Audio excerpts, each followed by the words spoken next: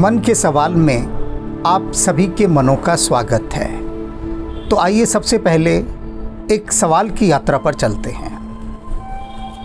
प्रणाम गुरुजी, मेरा नाम डॉक्टर शची श्रीवास्तव है और मैं फरीदाबाद में रहती हूँ। आपके मन के सवाल के माध्यम से मैंने अपने जीवन की बहुत सारी उलझनों को सुलझाया है। आपकी आवाज़ में वो शक्ति है जो मेरे जीवन को एक नया मार्गदर्शन देने में, एक नया रास्ता दिखाने में हमेशा मेरी मदद करती आई है। और स्पेशली आपके रामचरितमानस के जो एपिसोड्स हैं उनको सुनकर मुझे अपनी बहुत सारी प्रॉब्लम्स का सलूशन मिला है। इसलिए आप मेरे एक स्पिरिचुअल टीचर ही नहीं, मेरे लाइफ चेंजर भी हैं। गुरुजी, आज मेरे मन में एक अजीब सा प्रश्न आया है। इससे पहले भी मैंने आपसे प्रश्न पूछे हैं और आपने उनके उत्तर दिए हैं। इस बार मेरा प्रश्न ये है गुरुजी, आजकल हम महाकुंभ के बारे में बहुत कुछ सुन रहे हैं। जहाँ देखिए वहाँ पर महाकुंभ की ही बात है। लोग बहुत सारे कष्ट झेलकर महाकुंभ जा रहे हैं, वहाँ पे स्नान कर रहे हैं, वहाँ पे शाही स्नान हो रहे हैं, वहाँ पे अमृत स्नान हो रहे हैं। बहुत सारे वीआईपी लोग भी दर्शन के लिए आते हैं गुरुजी। और क्या क्या नहीं सुन रहे हैं हम लोग। ऐसा मानते हैं कि वहाँ पर स्नान करने से हमारे पुण्य प्रकट हो जाते हैं, हमारे सारे पाप धुल जाते हैं। गुरुजी, क्या सच में ऐसा है? क्या महाकुंभ में स्नान करने से हमारे सारे पाप धुल जाते हैं? गुरुजी, कृपया मेरे इस प्रश्न का आध्यात्मिक दृष्टिकोण समझ करके इसका उत्तर दीजिएगा। और गुरुजी, उन लोगों का क्या जो वहाँ स्नान नहीं कर पाए, किसी कारणवश, शारीरिक, कोई फैमिली रिलेटेड प्रॉब्लम्स की वजह से, अगर वो महाकुंभ में जाकर दर्शन नहीं कर पाए तो क्या उनके पाप नहीं धुलेंगे गुरुजी? हमारे पापों के लिए क्या स्नान ही उपयुक्त है गुरुजी? कृपया मेरे इस प्रश्न का उत्तर दीजिए। और मेरे जैसे बहुत से और लोग हैं जिनके मन में ये विचार उठ रहा है, उनका मार्गदर्शन कीजिए। धन्यवाद गुरुजी। डॉक्टर शची, तुमने अपने मन के जो भी भाव कहे हैं और सवाल कहे हैं उन सभी को मैंने रेखांकित कर लिया है और प्रयास करूंगा कि तुम्हें उन सभी के उत्तर दे सकूं।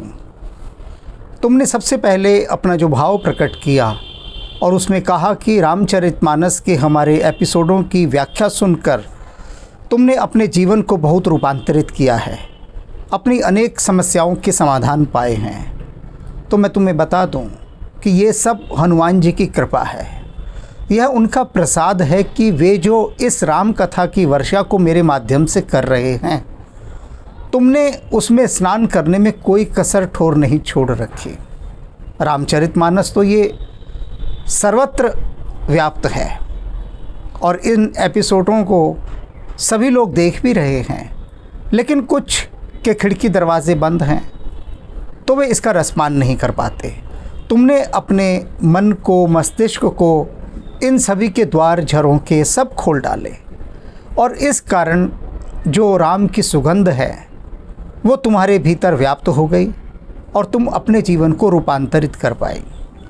क्योंकि राम कथा के माध्यम से अपने जीवन को इतने सरल और सुंदर ढंग से रूपांतरित किया जा सकता है जैसा कि तुमने किया।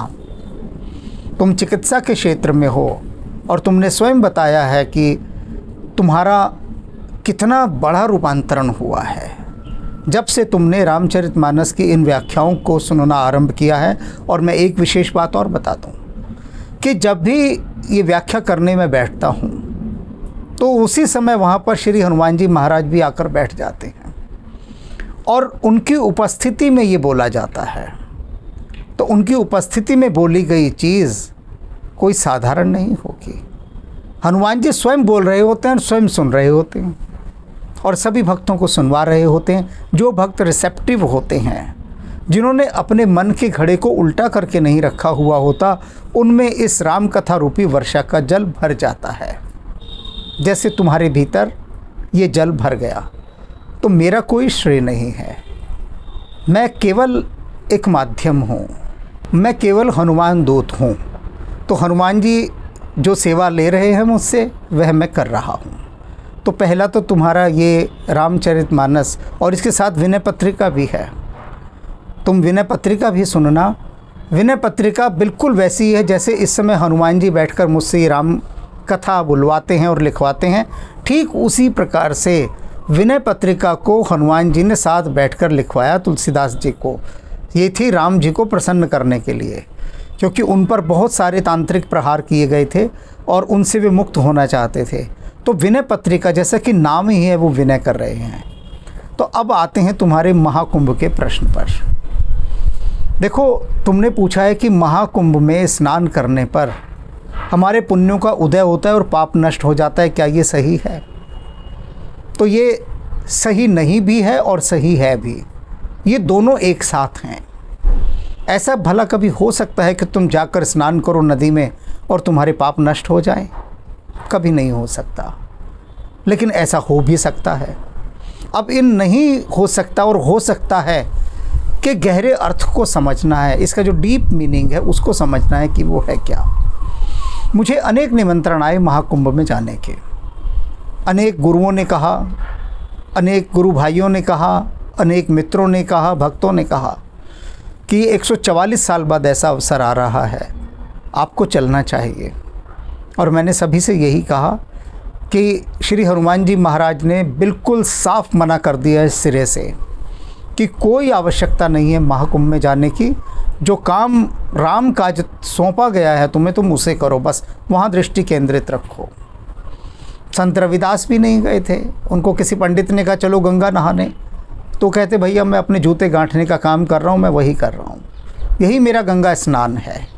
अब इन चीज़ों को समझना कि वे लोग जो इस अवस्था के कारण कि अपनी समाधि साधना तपस्या में लीन हैं और उस लीन होने के कारण वे महाकुंभ में नहीं जा सकते, तो उनकी रीस करने की ज़रूरत नहीं है। रीस माने नकल। ये नहीं सोचना कि अरे जब ये नहीं गए तो हम जाकर क्या करेंगे। वो अपवाद है, एक्सेप्शनल केस है।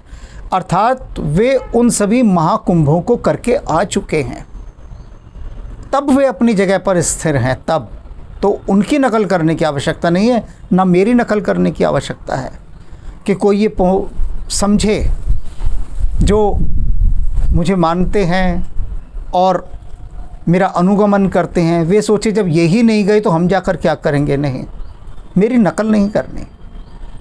रामकृष्ण परमहंस काली के दर्शन करने के बाद भी उनका नियमित पूजन करते थे। तो स्वामी विवेकानंद ने पूछा कि आपको तो काली के साक्षात दर्शन हो गए, आपने तो जान लिया जो आप है वही काली है, जो काली है वही आप है, फिर आप ये पूजा क्यों करते हैं? तो उन्होंने कहा लोक शिक्षा के लिए, क्योंकि मैं किस अवस्था में हूँ उसे कोई नहीं जानेगा, कोई नहीं समझेगा। सब यही कहेंगे कि जब रामकृष्ण ने पूजा करनी छोड़ दी तो हम भी क्यों करें। तो जो महाकुंभ का स्नान है, वे साधक, तपस्वी, भक्त, ध्यानी जो अभी इस यात्रा में हैं उनको अवश्य करना चाहिए, यथा संभव करना चाहिए। मैं यथा संभव कह रहा हूँ। अब जो नहीं कर सकते उनकी बात मैं बाद में करूँगा। पहले मैं इस प्रश्न का उत्तर दे दूँ कि क्या इससे पुण्यों का उदय होता है वहाँ जाकर और पाप नष्ट हो जाते हैं क्या? सबसे पहली बात तो ये कि ना तो वहाँ जाकर पुण्यों का उदय होगा ना पाप नष्ट होंगे, क्योंकि जो इस भावना को लेकर वहाँ जाएगा कि मैं जाऊँगा वहाँ मेरे पुण्य उदय होंगे, मेरे पाप नष्ट हो जाएंगे, अर्थात वो किसी सकाम भावना को लेकर गया। भीतर व्यक्ति की उसकी जो प्रकृति है यदि वही दूषित है, उस दूषित प्रकृति के साथ यदि वह महाकुंभ भी करेगा तो उसके किसी पुण्य का उदय होने वाला नहीं है और ना किसी पाप का शमन होने वाला है, ना कोई पाप नष्ट होगा। कभी नहीं हो सकता कि आप किसी नदी में स्नान कराए और आपके पाप नष्ट हो जाएंगे, कभी नहीं हो सकते। क्योंकि भीतर जब पाप की वृत्ति है तो वो पाप ज्यों के त्यों बने रहेंगे, त्यों के त्यों। अब सवाल है जो इसका दूसरा पक्ष मैंने कहा कि हाँ, महाकुंभ में जाकर पुण्यों का उदय होता है और पाप भी नष्ट हो जाते हैं। अब इसे समझिए कैसे पुण्यों का उदय होता है। महाकुंभ में करोड़ों भक्तों की ऊर्जा एक साथ काम करती है, अर्थात जो भी उस महाकुंभ में आया है या ऐसे महान अवसरों पर आता है भक्त, तो पूरा भक्ति भाव से भरा होता है। अब सोचिए कि करोड़ों लोग और उन करोड़ों लोगों की वो भक्ति की भावना, वो तरंगें, वो पूरा क्षेत्र जो है एक महान ऊर्जा से भर जाता है, महान ऊर्जा से। अब जब वो महान ऊर्जा से भर गया तो वो सारी महान ऊर्जा हमारे भीतर की व्यवस्था पर काम करती है, हमारे चक्रों पर काम करती है। इस एक उदाहरण के द्वारा समझिए। मानकर चलिए कोई एक सुगंधित फूल लेकर गया, फिर कोई दूसरा आया और करोड़ों सुगंधित फूल एक स्थान पर इकट्ठे हो जाएं, तो कितनी सुगंधों से भर जाएगा वह परिवेश, सोचिए। तो ये जो भक्ति का एक एक पुष्प व्यक्ति लेकर वहाँ आता है, कहाँ कहाँ से आ रहे हैं। मेरे पास अनेक भक्तों के संदेश आए कि हम अमेरिका से आ रहे हैं, कोई फ्रांस से आ रहा है, कोई ऑस्ट्रेलिया से आ रहा है, मतलब दुनिया के अलग अलग कोनों से अपनी छुट्टी लेकर महाकुंभ में स्नान करने आ रहे हैं। तो कितनी भीतर भक्ति की भावना रही होगी कि हमें जाना है। आस्था का कितना एक ज्वार रहा होगा भीतर कि हमें आना है। तो ये जो भक्ति की तरंगे हैं, ये उस क्षेत्र में अपना एक ऐसा आभामंडल निर्मित करती हैं कि हमारे भीतर पुण्यों का उदय होता है। अब पुण्यों का उदय समझिए क्या, जो सात्विकता है, सात्विकता ही पुण्य है, उन सात्विक तरंगों का हमारे भीतर उदय होता है। जो हमारा सत्य है वो बलवान होता है, वहाँ पर हृष्ट पुष्ट होता है। अब पाप कैसे नष्ट होते हैं? पाप ऐसे नष्ट होते हैं कि यदि महाकुंभ की उन महान ऊर्जावान तरंगों उस स्थान पर आए विभिन्न साधु, सन्यासियों, योगियों, महायोगियों इत्यादि जितने भी महापुरुष हैं, उनके आप दर्शन करते हैं, उनकी ऊर्जा पाते हैं, तो होता क्या है कि भीतर वो जो पाप वृत्ति है, वो पाप वृत्ति उसका दमन होता है। जब आपकी पाप वृत्ति दब गई तो फिर पापों के उदय होने की संभावना समाप्त हो गई, तो पाप नष्ट हो गए। यानी पाप कर्म करने का भाव वहाँ जाकर तिरोहित होता है, विगलित होता है। व्यक्ति सोचता है कि मैं कर क्या रहा हूँ, ये पाप करके मैं कमा क्या रहा हूँ। और ये व्यक्ति कहाँ सोच सकता है? महाकुंभ जैसे स्थान पर ही, तीर्थ स्थान पर ही जाकर व्यक्ति के मन में इस वैराग्य का भाव, इस आत्म जागरण का भाव उदय होता है कि मैं कर क्या रहा हूँ, किस नरक की यात्रा पर जा रहा हूँ। नरक में रहकर आप नरक के पाप को अनुभव नहीं कर सकते। उसके लिए आपको किसी स्वर्ग जैसे स्थान पर जाना होगा, पवित्र स्थान पर, तब आप अंतर अनुभव कर सकते हैं। गंदगी का अनुभव गंदगी में रहकर नहीं हो सकता, स्वच्छ परिवेश में जाकर हो सकता है। जैसे अनेक मित्र हमारे कहते हैं कि हम विदेश जाते हैं, इतना सुंदर विदेश है, इतना सुंदर, कोई कूड़ा नहीं, कोई करकट नहीं, सड़कें एकदम साफ़, कोई गड्ढे नहीं सड़कों पर, और अपना देश देख लो। लोग ऐसे बोलते हैं। तो कैसे पता लगता है कि जब आप एक ऐसे स्थान पर चले गए जो परम पवित्र और शुद्ध है, तो महाकुंभ में जाकर जो घनीभूत ऊर्जा है, वो ऊर्जा हमारे चक्रों पर काम करती है और हमें आत्मबोध कराती है कि हमें पाप वृत्ति को छोड़कर हमें विश्व कल्याण की भावना के साथ अग्रसर होना है। और जैसे ही ये भावना आती है तो पुण्य उदय होते हैं, पाप नष्ट होते हैं।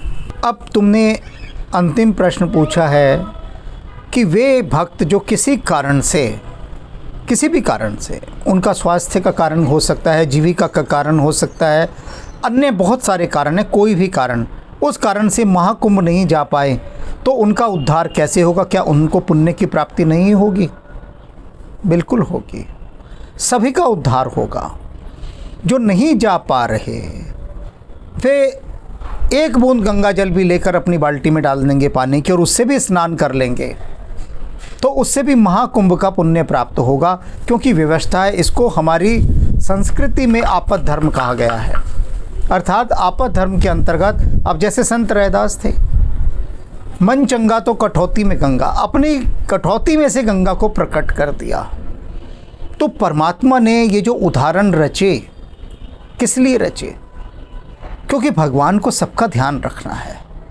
तो भगवान ने कहा कि अगर कोई व्यक्ति नहीं जा सकता किसी कारण से तीर्थ यात्रा पर, तो क्या उसको घर बैठे तीर्थ का पुण्य प्राप्त नहीं होना चाहिए?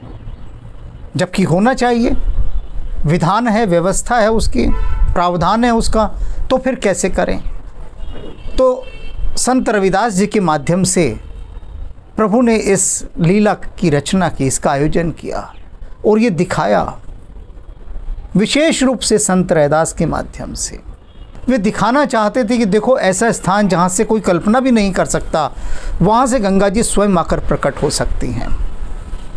तो वे भक्त बिल्कुल भी निराश ना हों, बिल्कुल भी निराश ना हों जो नहीं जा पाए, क्योंकि सारा खेल यहाँ पर भाव का है। यदि आपका भाव है तो आप उस भाव के चलते भीतर कल्पना करें कि आप महाकुंभ में स्नान कर रहे हैं और आपका वो भाव आपके सूक्ष्म शरीर को वहाँ ले जाकर स्नान भी करा देगा, सब कुछ कर देगा। और रही बात घर में गंगा जल की, तो कुछ भक्त कह सकते हैं कि हमारे तो घर में भी गंगा जल नहीं है। आपने कहा 2 बूंद गंगा जल डाल दो, वह भी नहीं है, तो वह उपलब्ध हो जाता है कहीं से भी। और यदि वह भी उपलब्ध ना हो कहीं से, तो जल को ही कह दो कि गंगा मैया ये तुम ही हो, और गंगा मैया उसमें समा जाएंगी आकर, क्योंकि ये सारा जगत तरंगों से चलता है, भाव की तरंगों से चलता है और किसी चीज़ से नहीं चलता। तो अपनी भाव की तरंगों को जितना अधिक गहराएंगे, जितना अधिक गहराएंगे, मन काहे को बन बन जाइए रे, कि ऐ मेरे मन, तू क्यों बार बार जंगलों में भटकने की इच्छा प्रकट करता है और जाता है। मन काहे को बन बन जाइए रे, मथुरा जाइए, काशी जाइए या त्रिवेणी जाइए, इस घट भीतर असली तीरथ, याही में मलमल नहिए रे, मन काहे को बन बन जाइए रे, कि ऐ मेरे मन, तू क्यों जंगलों में भटकना चाहता है। ये काशी, मथुरा, त्रिवेणी, इनमें जाकर स्नान करता है। इस घट भीतर असली तीरथ, इस घट, इस घड़े के भीतर, इस शरीर को कुंभ कहा गया है और यही सबसे बड़ा महाकुंभ है। तो कह रहे हैं इस घट भीतर असली तीर्थ, जो असली तीर्थ स्थान है वो तो तेरे इस शरीर रूपी कुंभ के भीतर हैं। याही में मलमल नहीं है रे, इसी में तू मलमल कर नहा ले, मन काहे को बन बन जाइए रे। तो जो ये जो शरीर है, इसको हमारी संस्कृति में कुंभ कहा गया है। कुंभ माने घट, घट माने घड़ा। ये शरीर है कुंभ, और ये सारे कुंभ यानी सारे घड़े इकट्ठे होते हैं वहाँ पर जाकर संगम पर। अब ये सारे घड़े इकट्ठे होकर महाकुंभ का निर्माण करते हैं।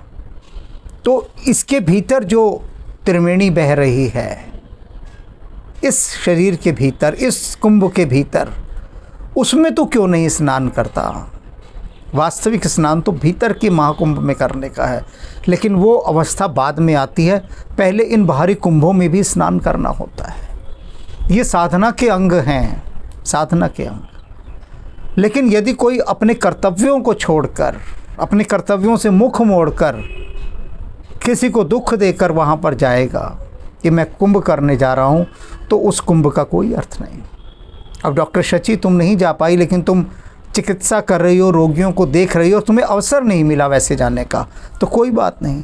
कभी भी किसी भी समय तुम गंगा स्नान करने चली जाओ, वहीं पर तुम महाकुंभ की हाजिरी लगा लेना। ये महाकुंभ तो नित्य चल रहा है, प्रतिदिन चल रहा है।